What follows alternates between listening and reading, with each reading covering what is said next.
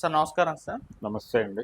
Sir pastor Praveen పగడాల మృతికి సంబంధించి పోలీసులు అయితే ఒక క్లారిటీ ఇచ్చేసారు. ఇది యాక్సిడెంటే, ప్రమాదమే అని చెప్పేసి వాళ్ళు క్లారిటీ ఇచ్చేసినా కూడా ఇంకా క్రైస్తవ సంఘాలు కొంతమంది మీడియా ముందుకొచ్చి మాట్లాడుతూ లేదు ఇది యాక్సిడెంట్ కాదు, పోలీసులు తప్పే చెప్తున్నారంటూ వాళ్ళ వర్షన్ మరోసారి వినిపించే ప్రయత్నం అయితే చేస్తున్నారు సార్. మరి ఎందుకు ఈ క్లారిటీ ఇచ్చినా కూడా అంటే వీళ్ళు తగ్గట్లేదు? వాళ్ళు గతంలో లాగా మాట్లాడటం లేదు గానీ, హ్మ్.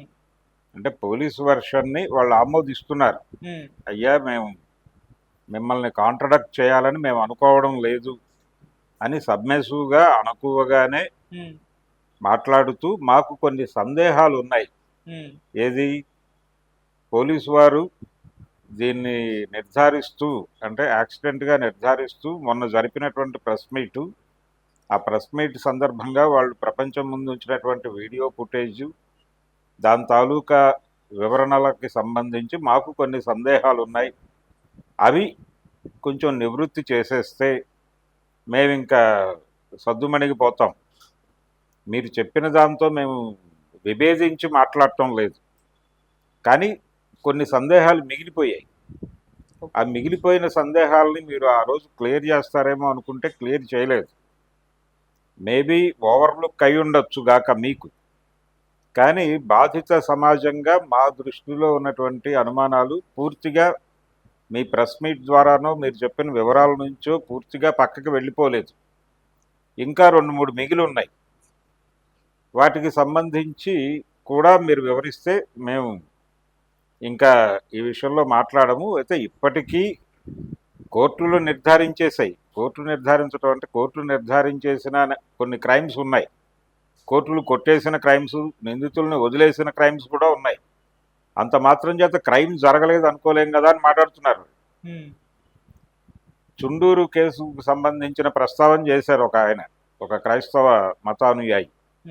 ఆయన యూట్యూబ్లో వీడియో పెట్టి చుండూరు కేసును ప్రస్తావిస్తూ ఆ కేసులో కింది కోర్టులో శిక్షలు పడ్డాయి, కానీ పై కోర్టులో అందరినీ నిర్దోషులుగా ప్రకటించి వదిలిపెట్టేశారు. అంత మాత్రం చేత అక్కడ నేరం జరగలేదు అని అనుకోగలమా? చనిపోయిన వాళ్ళు ఆ మూటలు కట్టి దానిలో కాలువలో పారేయటము, ఈ సంఘటన లేదు, జరగలేదు అని అనగలమా? సంఘటన జరిగింది కానీ వారికి శిక్షలు పడలేదు. అంతవరకే చూడాలి. మేము కూడా దీన్ని ఇలాగే చూస్తున్నాం. అదే ఎలాగైతే దళితుల జీవితాల్లో ఒక చేదు జ్ఞాపకంగా మిగిలిపోయిందో, అలాగే ఇది కూడా మా జీవితాల్లో ఒక చేదు జ్ఞాపకంగా మిగిలిపోతుంది. అలా మిగిలిపోకుండా చేయమని అడుగుతున్నాం అని చెప్పి చాలా వినయపూర్వకంగా వాళ్ళు ప్రాధాయపడుతూనే అడుగుతున్నారు. వాళ్ళు ప్రధానంగా రైజ్ చేస్తున్నటువంటి డౌట్స్ ఏంటంటే, ఆయన ఇంటి దగ్గర నుంచి మొదలుపెట్టి అక్కడ యాక్సిడెంట్ అయ్యి మరణించే వరకు మొత్తం టైం లైన్ మీదకి తీసుకొచ్చారు పోలీసు వారు. బాగానే ఉంది. కాకపోతే టైమ్స్కి సంబంధించి దారిలో ఆయన ఎక్కడ భోజనం చేసినట్టుగా లేదు. కేవలం అంటే 11ంటికి బయలుదేరాడు ఆయన. సాయంత్రం వరకు ఎక్కడ ఏమి తిన్నట్టుగా బిల్డింగులు కానీ మరొకటి కానీ లేవు. కేవలం మద్యం కొన్నవి మాత్రమే ఉన్నాయి. అలాగే ఆ మద్యంతో పాటు ఆయన ఇంకా కొనే మెటీరియల్ ఉంది కదా, దాంతోపాటు ఏవో స్నాక్స్ లేకపోతే కూల్ డ్రింక్స్ ఇవన్నీ వాడతారు కదా, అవి కొన్నట్టుగా ఎక్కడ ఏ వీడియోలోనూ దానికి సంబంధించిన ఫుటేజ్ లేదు. అలాగే ఆయన ఎక్కడో చోట ఏదో ఒకటి తిని ఉంటాడు కదా, ఆ తిన్నవి ఎందుకు తాగినవి అంత డీటెయిల్డ్గా తీసుకున్నప్పుడు తిన్నవి ఎందుకు చేయలేదు మీరు? ఏదో హోటల్లోనూ లేకపోతే పక్కన పకోడీలో కొనుక్కుని తినుంటాడు కదా, అవి ఎందుకు చూపించలేదు అనేది ఒక ప్రశ్న వారు రైజ్ చేస్తోంది. తర్వాత కొన్ని చెక్ పోస్టుల దగ్గర ఆయన ఎంట్రీకి ఎగ్జిట్కి మధ్యలో ఆ చూపించినటువంటి వీడియో ఫుటేజ్లో ఉన్నటువంటి టైమింగ్స్, అంటే అక్కడ టైం రోల్ అవుతూ ఉంటుంది కదా, దానిలో ఉన్నటువంటి ఇబ్బంది ముందు వెనక జరిగినాయి వీడియోలు. అలా మీరు చూపించిన వీడియోలోనే ఒక గందరగోళం ఉంది. ఒక 2 minutes క్లాష్ ఉంది. వెనక్కి వెళ్ళి మళ్ళీ ఎలా వస్తాడు అతను అనేది ఒక చోట ఒక టోల్ గేట్ దగ్గర ప్రాబ్లం ఉంది. ఆ టోల్ గేట్ తాలూకా వీడియోలు ఒక్కసారి మళ్ళీ వెరిఫై చేసుకోండి అని ఒక అడ్వైజ్ చేస్తున్నారు. దాంతోపాటు అక్కడ చనిపోయిన చోట ఆయన హెల్మెట్ పెట్టుకునే ఉన్నాడు. హెల్మెట్ పెట్టుకునే పడిపోయాడు, కానీ హెడ్ ఇంజురీతో చనిపోయినట్టుగా చెప్తున్నారు. అవును. ఆ హెల్మెట్ తీసిన వాళ్ళు ఏం చెప్తున్నారు? ఆయన చూసి హెల్మెట్ తీస్తే దానిలో నుంచి బ్లడ్ పడింది అంటున్నారు. క్లాట్ అయిన బ్లడ్ ఇలా బయటకు వచ్చేసింది హెల్మెట్లో నుంచి. తర్వాత మళ్ళీ మేము హెల్మెట్ పెట్టేసామని చెప్తున్నారు. ఆ బయట ఉంది, ఆ తీసిన వాళ్ళు మాట్లాడిన బయట ఉంది అవైలబుల్గా. అంటే ఆ మరణించే సమయంలో కూడా ఆయన హెల్మెట్ పెట్టుకునే ఉన్నట్టుగా ఉంది. మరి హెల్మెట్ పెట్టుకున్న వాడికి హెడ్కి ఇంజురీ అయినప్పుడు హెల్మెట్ కూడా పగిలిపోవాలి కదా. హెల్మెట్ సురక్షితంగా ఉండి లోపల తలకాయకి అంత గాయం ఎలా అయింది అనేది ఒక సందేహం. తర్వాత హెల్మెట్ మీద లోగో ఉంది, వీళ్ళు అక్కడ చూపించిన హెల్మెట్ మీద లోగో ఉంది, కానీ ఈ చెక్ పోస్టులు, ఈ మద్యం దుకాణాల దగ్గర ట్రావెల్ అవుతూ అక్కడ రోడ్డు మీద కూర్చున్నప్పుడు చూపించిన హెల్మెట్ మీద ఏ రకమైనటువంటి ముద్ర లేదు. అది ఒకటి. అంటే ఆ కంపెనీ లోగోను మరొకటో ఐఎస్ఐ మార్కో ఏదో ఉన్నాయి దాని మీద. అక్కడ ఆ మార్కులేవి ఈ హెల్మెట్ల మీద కనిపించలేదు అనేది ఒక డౌట్ వాళ్ళకి. తర్వాత అక్కడ చనిపోయిన దగ్గర ఈ కళ్ళజోడు, మాస్క్ అవన్నీ కూడా హోల్డ్ చేసి పక్కన పెట్టున్నాయి. యాక్సిడెంట్ అయిన వ్యక్తి కళ్ళజోడు అవి పెట్టుకుని అవి కూడా ఛిద్రమైపోవాలి కదా, అంత పద్ధతిగా మడిచి పక్కన ఎలా పెట్టి యాక్సిడెంట్ చేసుకుంటాడు ఆయన అనేది ఒక సందేహం. ఇలా ఇప్పటికీ స్టిల్ మాకు కొన్ని సందేహములు కలవు. వాటిని కూడా నివృత్తి చేసేస్తే, లేదు అసలు మాట్లాడటమే తప్పు అంటే మాట్లాడి ఒక కాన్ఫ్లిక్టో లేకపోతే ఒక కాంట్రడక్షనో తెచ్చుకోవాలని మేము అనుకోవడం లేదు. ఈ సమాజంతో మేము అలా గొడవ పడాలనే పద్ధతిలో ఆలోచించడం లేదు. కానీ ఈ సందేహాలు కలిగి ఉండటం అనేది తప్పేం కాదు కదా. అందుకని వీటిని మీ ముందు పెడుతున్నాము. కుదిరితే వీటికి కూడా సమాధానం చెప్పేయండి. మేము పూర్తి క్లారిటీతో ఈ విషయాన్ని మర్చిపోతాం. మా స్మృతి పథంలో ఇది ఒక చేదు జ్ఞాపకంగా ఉండటానికి ఏం చేయాలో అది చేయండి మాకు అని ప్రాధేయపడుతున్నాడు. ఆ ప్రాధేయపడటము ఇదంతా చూస్తుంటే ఇదే సమయంలో కౌంటర్గా అట్నుంచి హిందూ సమాజం నుంచి వస్తున్నటువంటి వీడియోలు, ఆ వీడియోల్లో ఏం మాట్లాడారు అనే దానికంటే కూడా వాళ్ళు పెడుతున్నటువంటి థంబ్నెయిల్స్ కొంచెం ఇబ్బందికరంగా ఉన్నాయి. అవేమిటి? తాగి యాక్సిడెంట్ చేసుకుని చనిపోతే మా మీద పడి ఏడుస్తారా అని ఒక థంబ్నెయిల్. ఇలాంటివి ఈ టైంలో పెట్టడం కరెక్ట్ కాదు. ఇది వాళ్ళ అభిప్రాయం కాదు. వాళ్ళు అక్కడ వరకే పరిమితం అయ్యారు, కానీ దాని ఎక్స్టెన్షన్లో నేను చెప్తున్నాను. అంటే పోలీసు వారు ఆ సందేహాలను నివృత్తి చేయాల్సిన బాధ్యత ఉంది.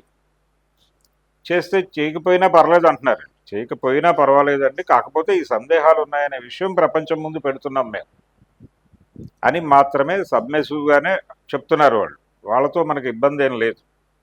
అది పక్కన పెట్టేస్తే రెండో వైపు గొడవ నేను చెప్తున్నాను, నా పర్సనల్ ఒపీనియన్. నేను చూస్తుండగా, నేను ఫోన్ రొటేట్ చేస్తూ ఉండగా యూట్యూబ్లో నాకు కనిపించిన 2-3 థంబ్నెయిల్స్ నన్ను ఇబ్బంది పెట్టినాయి. ఇలాంటివి పెట్టకుండా ఉండటం మంచిదని నా ఉద్దేశం. అతను ఎలా చనిపోయాడు అనే విషయం పక్కన పెట్టేద్దాం, అసలు మర్చిపోవడం బెటర్. హిందూ సమాజం నుంచి ఇలాంటి రియాక్షన్స్ ఇవ్వటం ఈ సమయంలో సబబు కాదు. అతను తాగి మరణించాడా మరొకట అనేది అసలు, అంటే ఇటువైపు వీళ్ళ మీదకి కొన్ని ఆరోపణలు వచ్చాయి, రాలేదని నేను అంటలేదు. రావడానికి ఒక ప్రాతిపదిక ఉంది, ఒక పునాది ఉంది. ఆ పునాది ఆధారంగానే ఆరోపణలు వచ్చాయి.